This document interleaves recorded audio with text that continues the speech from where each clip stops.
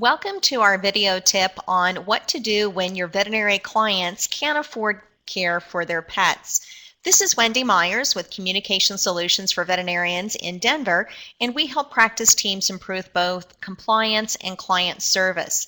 We also have monthly CE credit webinars, and you can get more information about our products and services at csvets.com.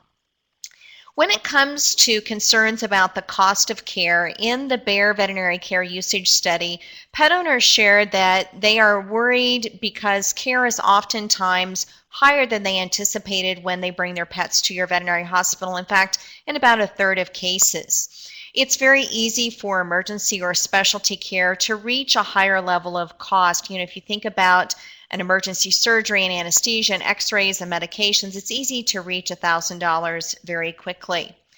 In a study that was done by DVM News Magazine, they found that around $1,400 is the price at which most clients will actually stop treatment of an injured or sick animal. So really our goal for our veterinary team is to try and give people access to choices that allow them to deliver care.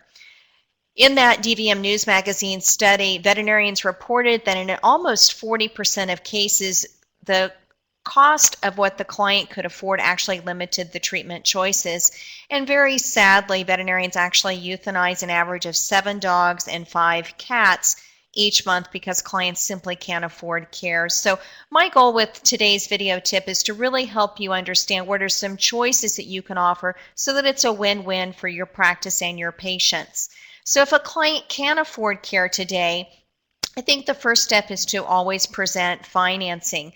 Remember, the first no is not the final no. In fact, in a care credit study, they found that simply giving people access to financing significantly improved that pet owner's both ability and willingness to pay for veterinary care.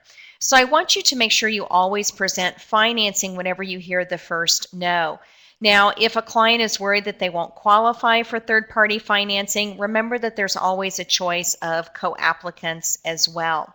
So here is a script that you can adapt for your practice and how you would actually present financing. And one of the key things I've put in red for you here is I like for you to always present what the monthly payment choice is.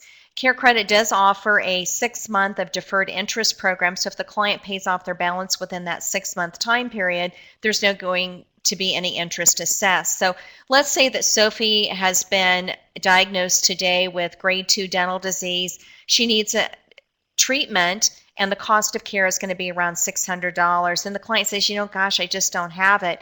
My first choice would be to present financing as an option and explain that at your practice you do have a third-party financing program that has 6 months of deferred interest. Would $100 a month better fit your family's budget? If you're going to present a choice of co-applicants, because maybe the client's worried that they have a poor credit rating or they just absolutely know they're not going to qualify, always let them know that there is an option for a co-applicant. So ask them, do you have a family member, a friend, or a neighbor who could actually co-apply for that amount with you? Now, if financing isn't a choice, then I want you to think about what are some more creative alternatives. And so first choice is always going to be financing, but then the second choice would be to present a plan B. And I would have the technician or assistant tell the client, let me go get the doctor so he can prioritize the medical services and then discuss some options with you. So maybe we simply need to get started for today's care and take some x-rays to diagnose why this dog is limping. And then once we know those test results, we can figure out what needs to happen next. Or maybe this is a young animal and the doctor may change the type of pre-anesthetic test that is done prior to surgery. So you might look at, can we stage some of that care? Now, some of the other alternatives that you could offer to clients is to also ask them, do you have any friends or family who can help you? Your veterinary hospital likely accepts cash, checks, all major credit cards, and has a third-party financing program like Care Credit.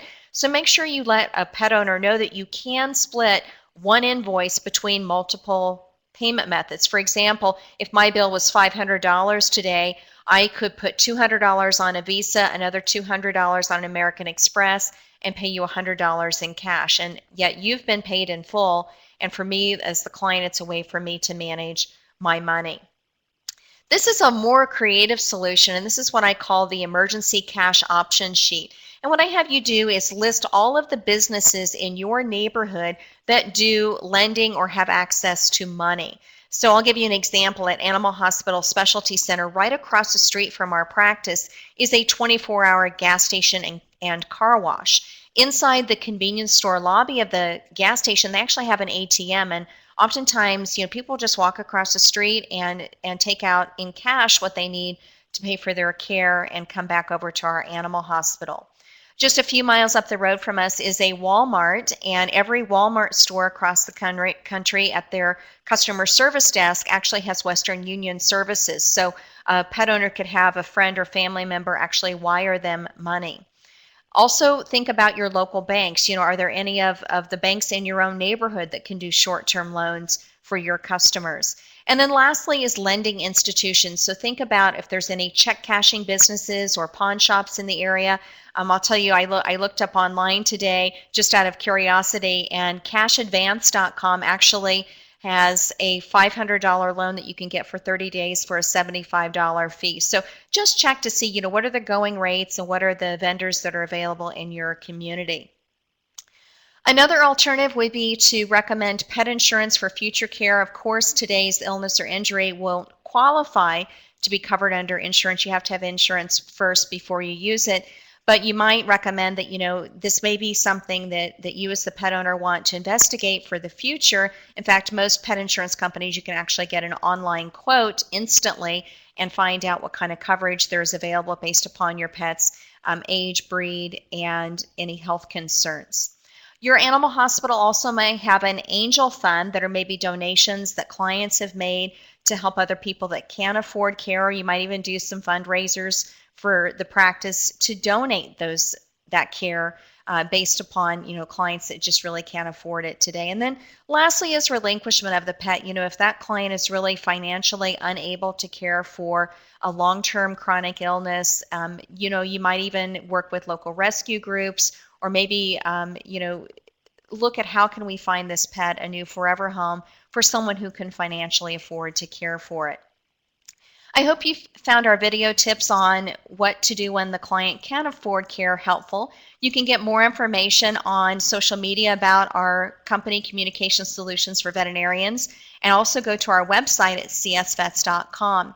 If you click on the webinars page, you'll actually see that we have a 1-hour CE credit program called Explaining Finances with Confidence that can really give your team a lot of the scripts and tools and techniques to help you have those confident conversations with pet owners.